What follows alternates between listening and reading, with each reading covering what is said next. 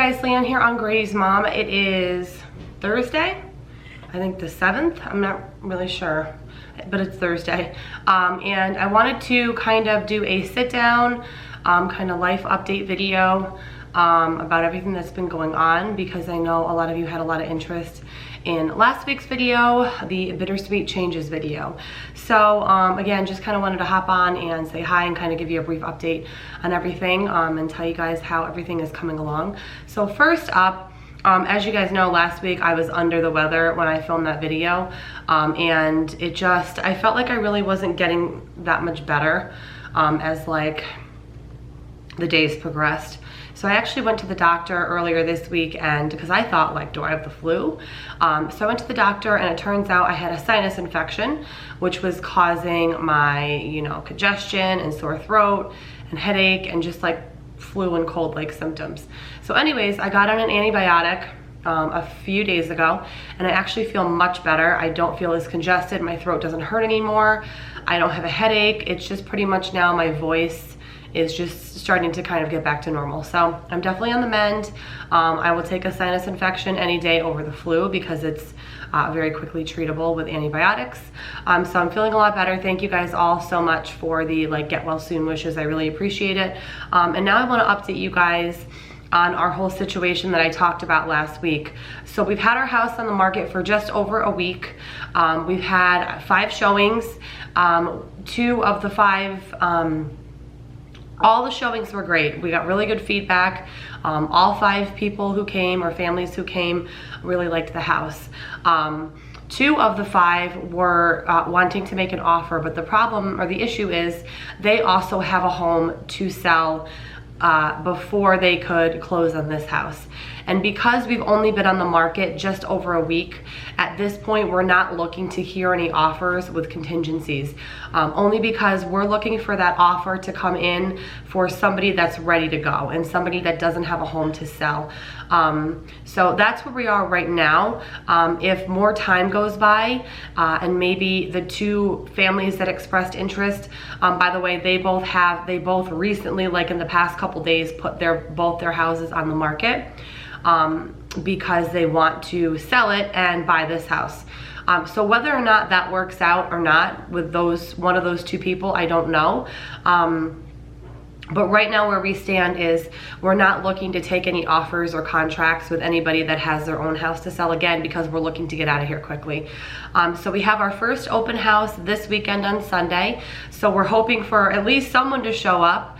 My neighborhood, it's hit or miss. You can have a great turnout and have like 5 people come, or you can have no one come. I've kind of heard both ends of the spectrum. I know February isn't always the best month to sell a house. Usually March and April kind of tends to be. We actually sold our first home in New York in March, and it sold in a week, which is kind of irrelevant because the housing market is stronger here than where we previously lived. So anyways, that's where we are with the house on the market.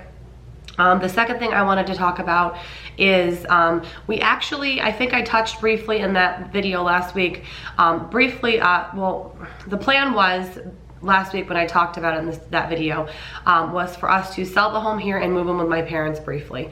By briefly, I didn't know at the time if that meant a week, a month, 3 months, I didn't know. But anyways, that was just the game plan last week.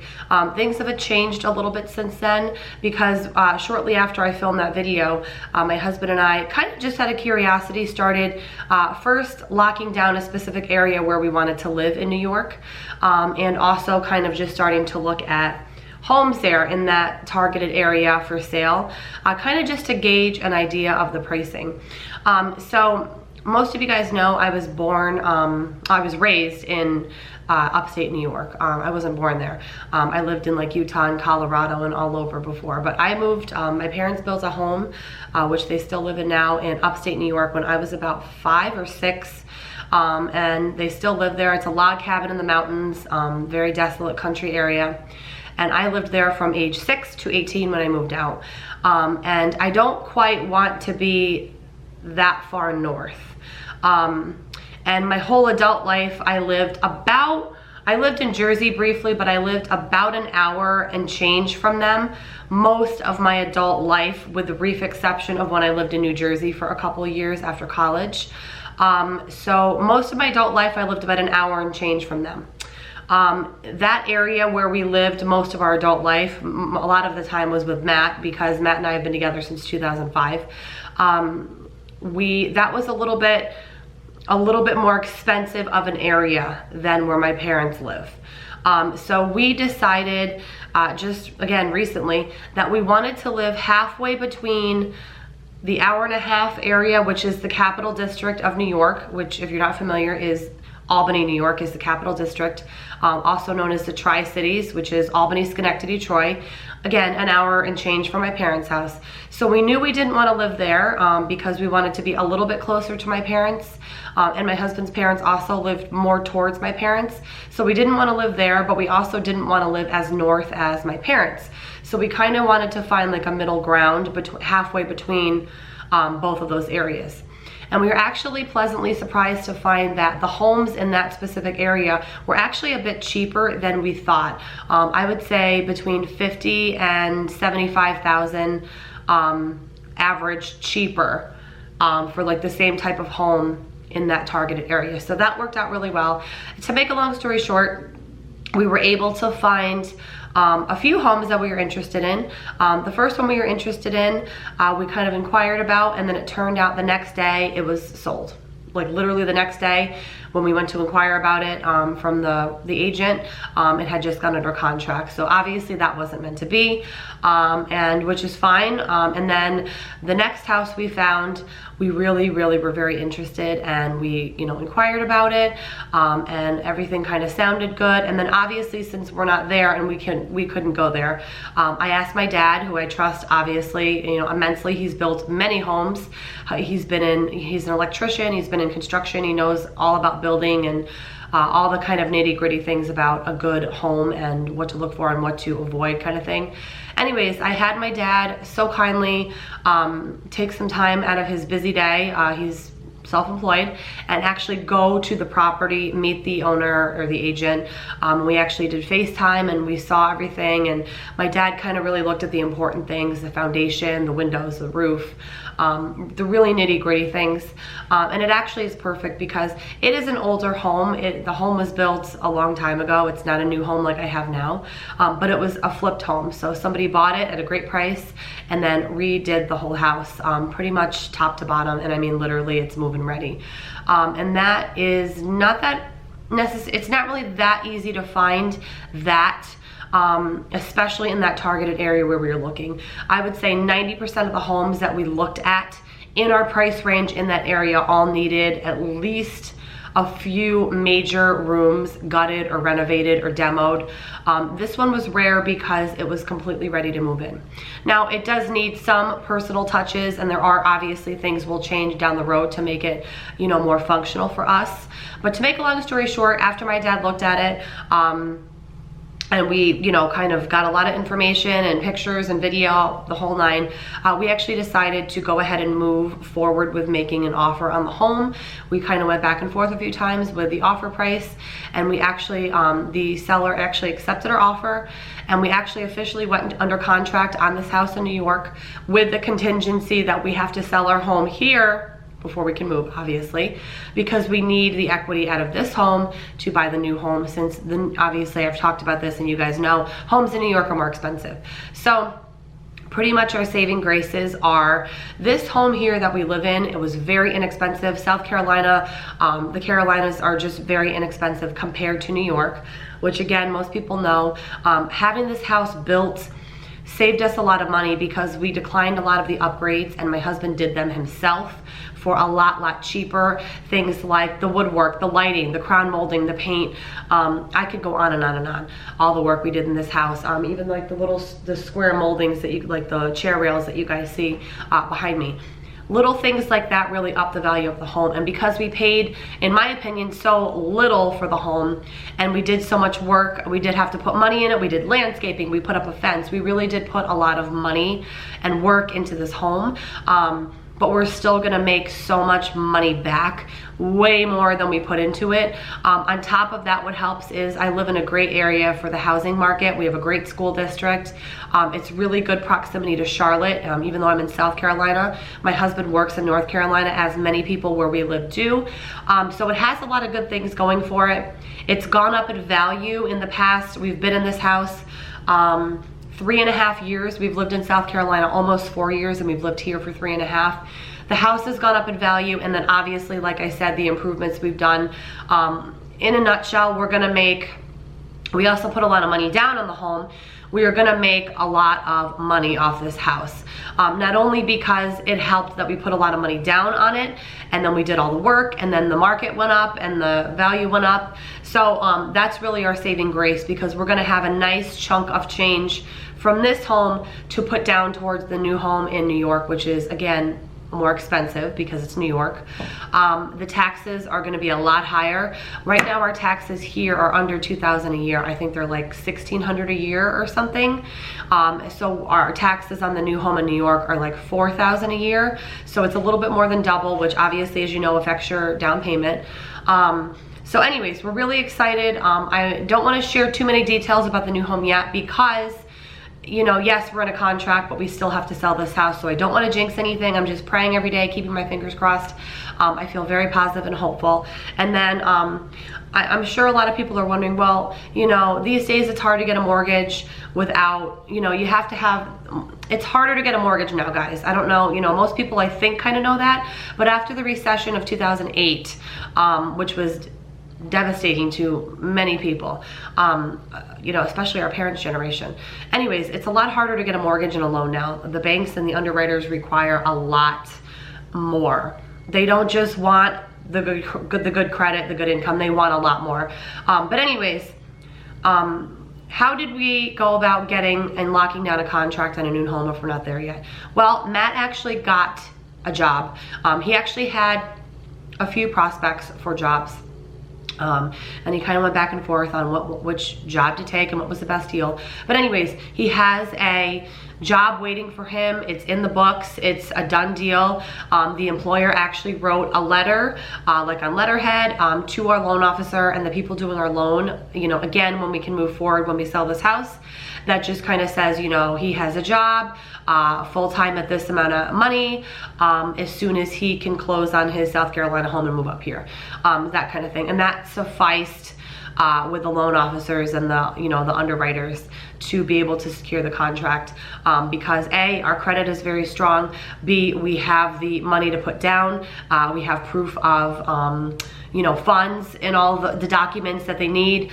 We're sending them pay stubs now from his current job, because he's gonna be staying in the same line of work, which is really what they like. So anyways, we're doing all the necessary things to be able to make sure that this goes as smoothly and, you know, good as possible. So anyways, Matt has a job waiting for him. Depending on how everything falls with timing, when we close on this house and move to the new house, there probably will be a little bit of time where we will need to stay with my parents' house, stay at my parents' house. Again, at this point, I don't know if that's gonna be for like a few days, a few weeks, I have no idea. It just depends on the date of the closing here when we sell this house, and then the date of the closing there on the new home. So that's really what it's riding on. But anyways, that's where we are now. I am extremely excited. As soon as we go under contract here, I will start the packing process. We are not bringing, oh, also, I will give you some details about the new house, guys.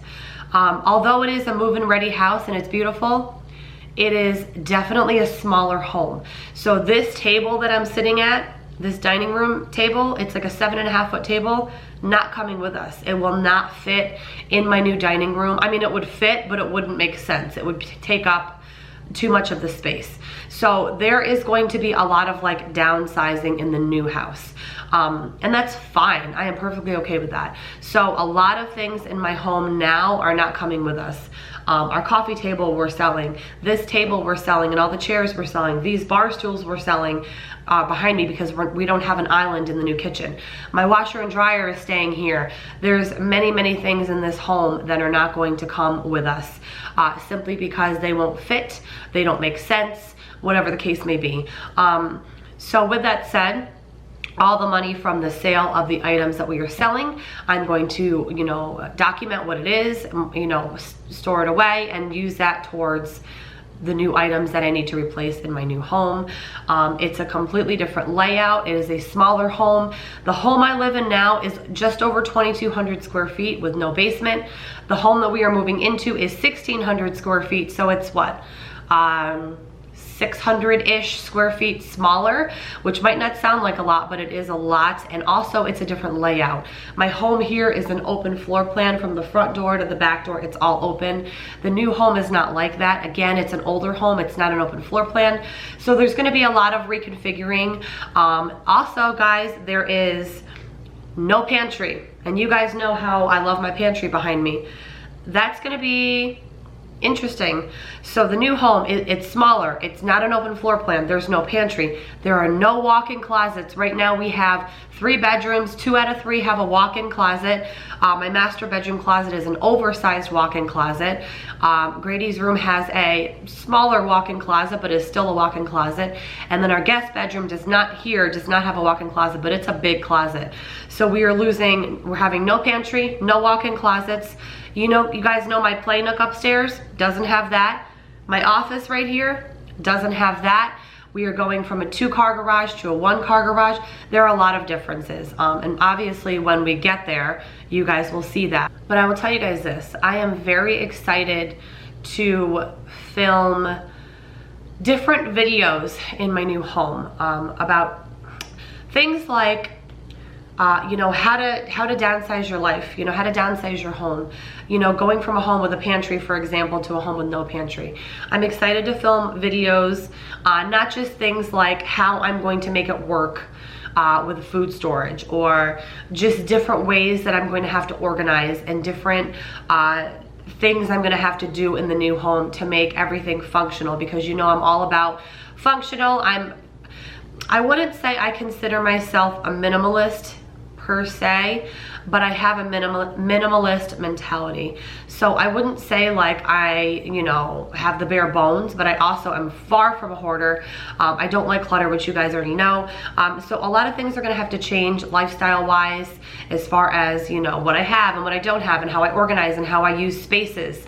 And just kind of have to get creative. But I'm really excited for this new journey. Thank you guys so much. So many of you commented and reached out to me and said you were so excited to kind of be along this new journey and new chapter with us, and I appreciate that so much. Those are the things that motivate me to want to keep sharing and want to keep, you know, showing you guys how I do things, because I know it helps other people get ideas and inspiration for their own life. And I just want to thank you guys so much for being so supportive of everything I shared in my last video. It just means the world to me, and we're very excited for this next chapter. Although it's very chaotic and stressful, I'm very positive and hopeful, and I'm very grateful to have you guys along on the ride with me. So I'm gonna go ahead and end this so I can get it edited and get it up, I would say Monday at the latest, and I will see you guys very soon. Thank you guys for everything. Bye guys.